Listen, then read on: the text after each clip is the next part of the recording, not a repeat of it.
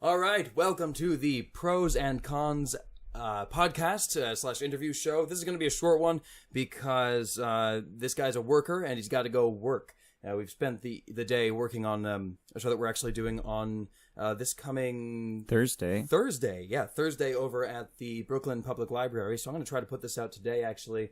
Maybe some people will come because of it. I'll put the links below.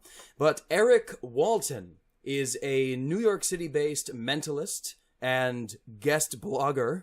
He won't let me call him an author. He's too modest.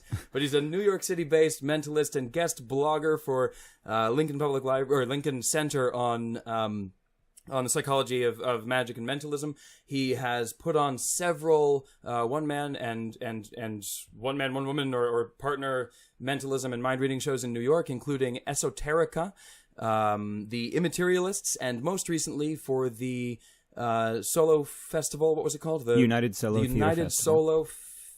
Theater Festival.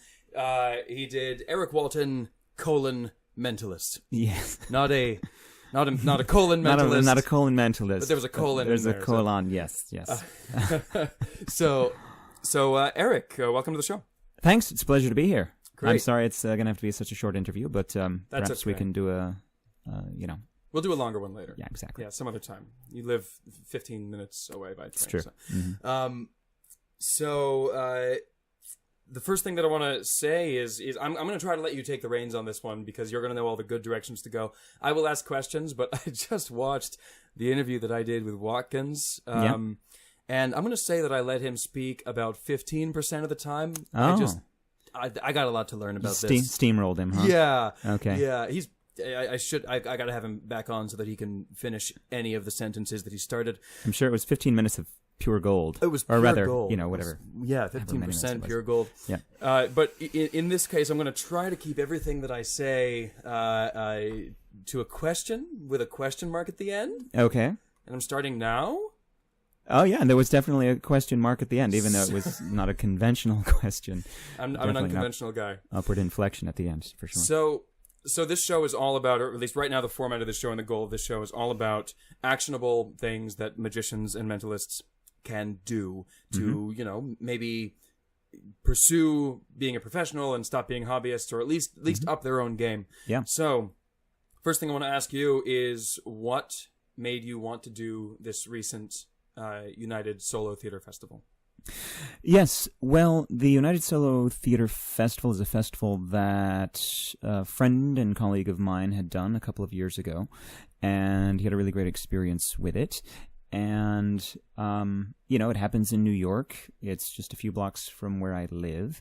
And, I've got a new show, and I thought it would be a perfect sort of venue to try it out. Festivals are great for that type of thing. I mean, it's the sort of barrier to entry to a festival is many magnitudes, orders of magnitude lower than the barrier to entry for an off-Broadway production or even an off-Broadway production. So the stakes are much lower, and you can still benefit from it tremendously, right? So I had this new show that I've been working on for many years, really, truth be told. And yeah, I wanted to put it up. I wanted to do so either as part of a festival or some other, similar type of thing. And this, the deadline was approaching for it, and I said, I'll just do it. And so submitted my script, and then they accepted it, and that really, had the effect of lighting a fire under me, right? Because I knew that there were changes to the show that I wanted to make, there were revisions to the script that I wanted to make, and I knew that, for me and the way I work, I knew that I would be motivated if I had a deadline, and right, and I was. Great. So this sounds like a general suggestion that a deadline is very helpful when you're looking for creativity. Yeah, deadlines are very helpful. I mean, it's and it's good to have an external deadline where somebody else is counting on you, right? Where you're accountable to another person. And that's definitely the case when you're producing a show, right? So if you've got a show that you want to put up, go ahead and make reserve a space, reserve a venue where you can do it. And once that date is on your calendar, work backwards from there and say, all right, I've got this show coming up in 4 months, 6 months, a year, whatever. What needs to happen between now and then in order to make this show a success? And then, do those things. Because, when your reputation is on the line, when you've got, this thing that other people know about and that you're, responsible for doing, the pressure of not looking bad in front of people and not losing people's respect and also keeping respect for yourself, will weigh upon you, and you will do what needs to be done in order to get the show up and running when it's supposed to be. Now, let's talk about the steps that you take to get from point A to point Z, right? Okay. So you start with your personal process. Do you start with writing? Because I notice only two ways that this happens normally as far as like scripts are concerned. Well, 3 ways, I guess. Sometimes people just don't write one, which I think anyone who I have on this show would consider a big mistake. Yes. But there are 2 ways that I've noticed, which is one, you don't have one for a while, but you let one develop, and I've seen that work very well. And then one where you start with one like very specifically written out, memorize it, and then kind of curate it as you move forward based on audience reaction. Yeah. So what is your process when it comes to script writing? Because I guess that's step 1, right? Right. Yeah. I mean, if you're submitting to a festival, most festivals, in fact, I don't know of really any theater festival that will not require a script. So in order to get into the festival and even to be accepted in the first place, you have to have a script. I mean, I've participated in a couple of festivals where I've done, variety shows and whatever. I don't think they require a script, but presumably that's not what you're doing. But if you're doing, a 1-person show, solo show, even a 2-person show, they're going to want a script, and so that's going to be your first order of business. I've never heard of a festival where you can just say, I'm going to get up there and say a bunch of things, and trust me, it's going to be brilliant. They want to know what they're signing up for, because it's the quality of their festival that is on the line, and so they want to know that you know how to write and that you're going to present something that is worth attending and worth listening to and worth watching. So your first order of business would be to write a script.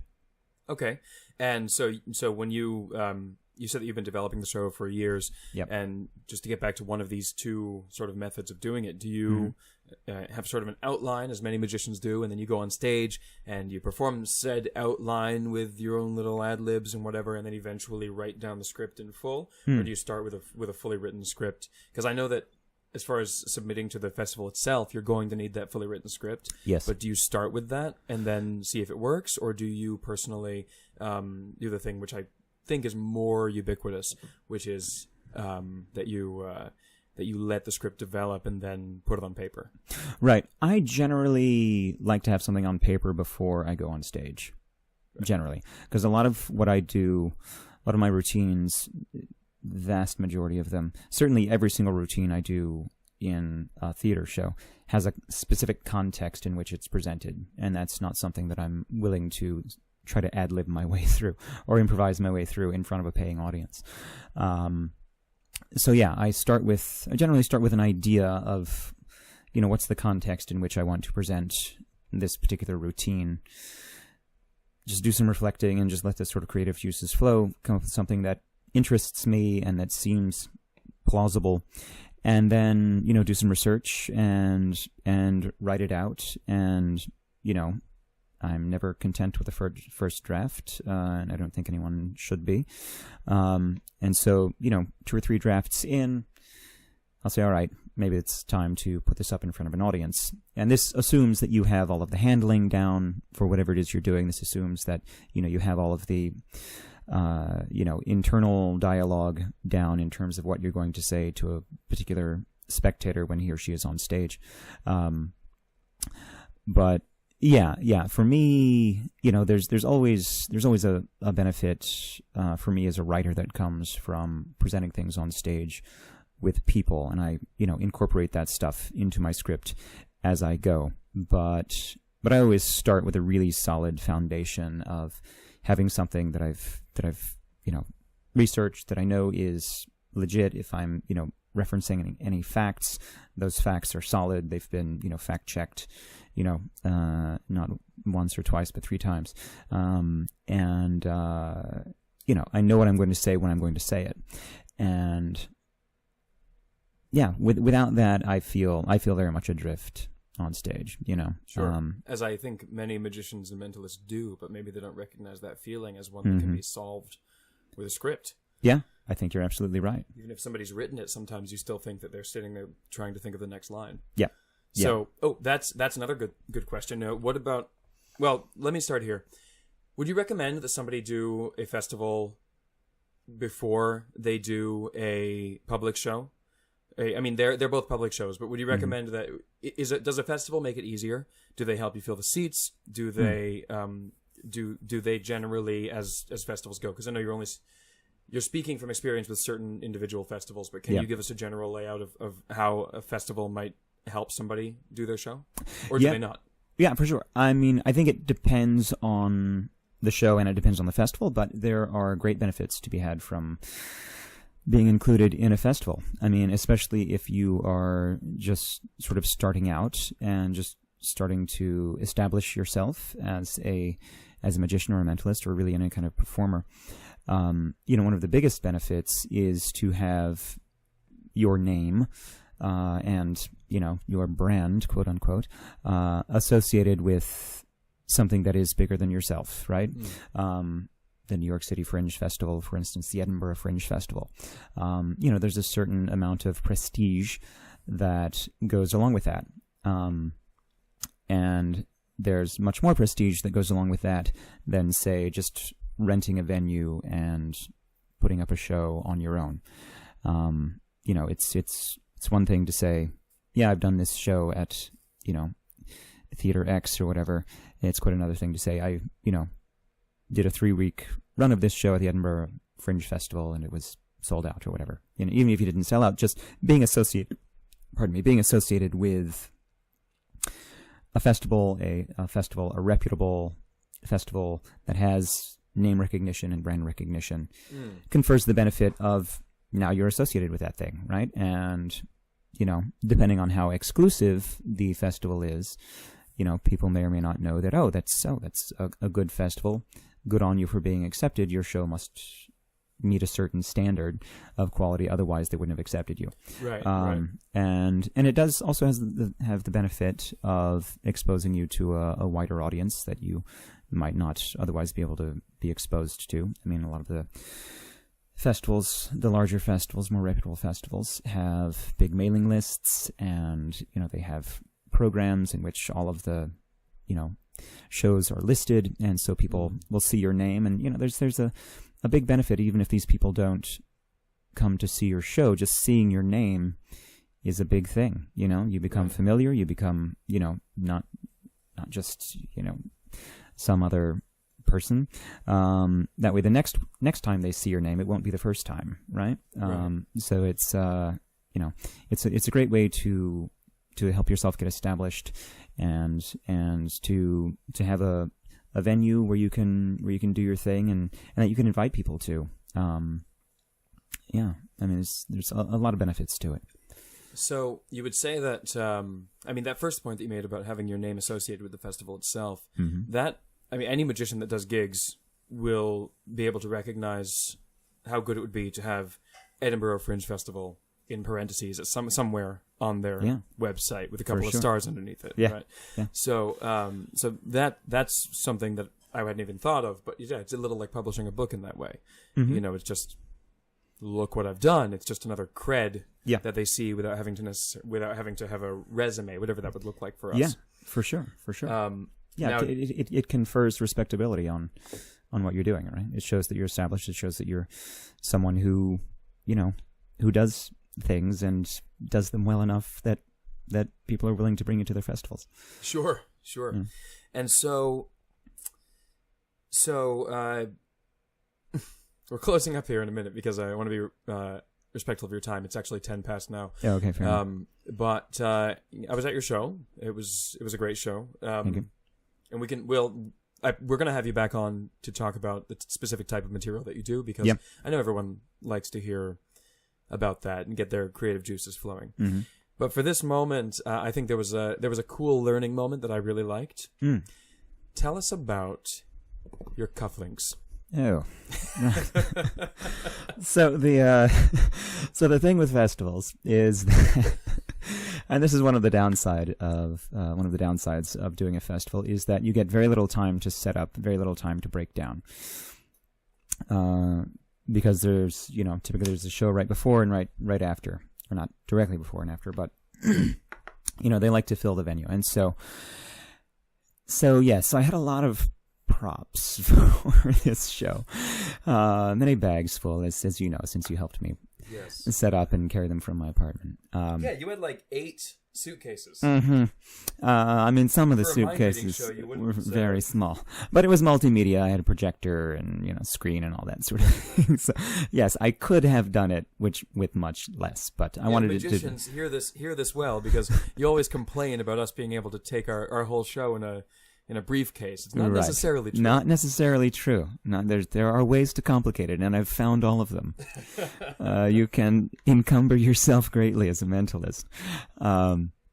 But yes, so very little time in which to set up, and so I found myself, once we had set up the theater just as I wanted it, and had the projector working, and had the projector screen in the exact right place and everything else, I found that I was in a tremendous rush to get dressed, to get out of the cargo shorts and t-shirt that I'd been in all day and into my nice suit.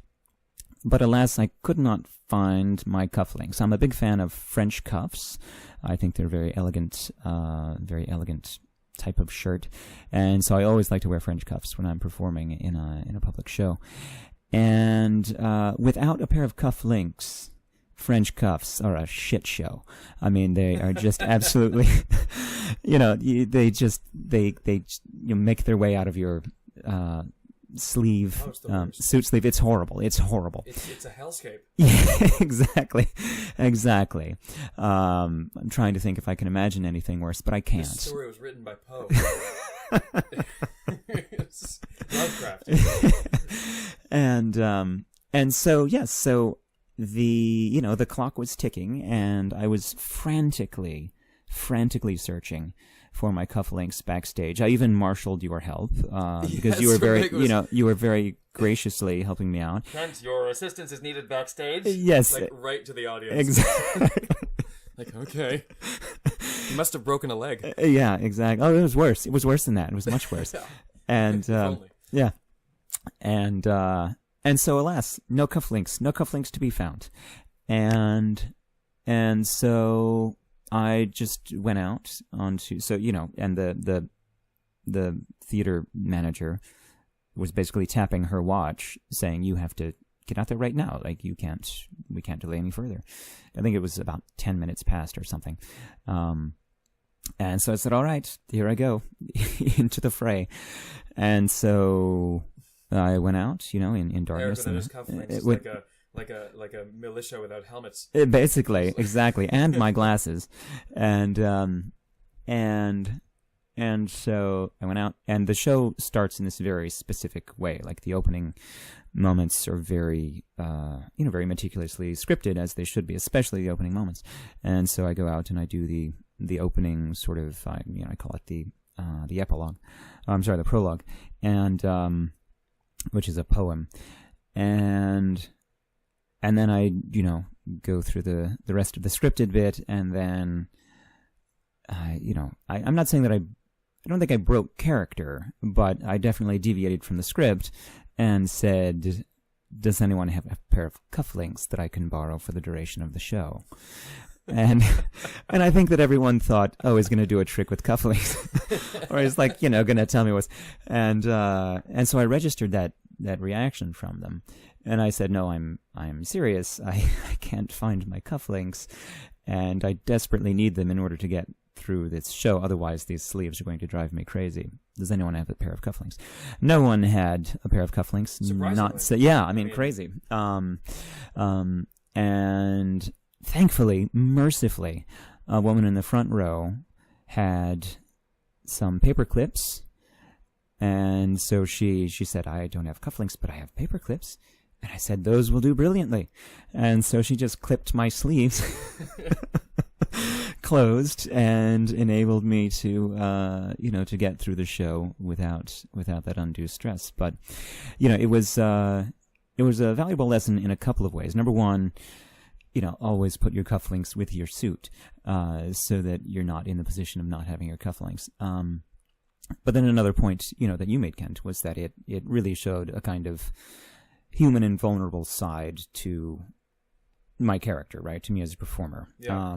Because I am very much in control as a performer, and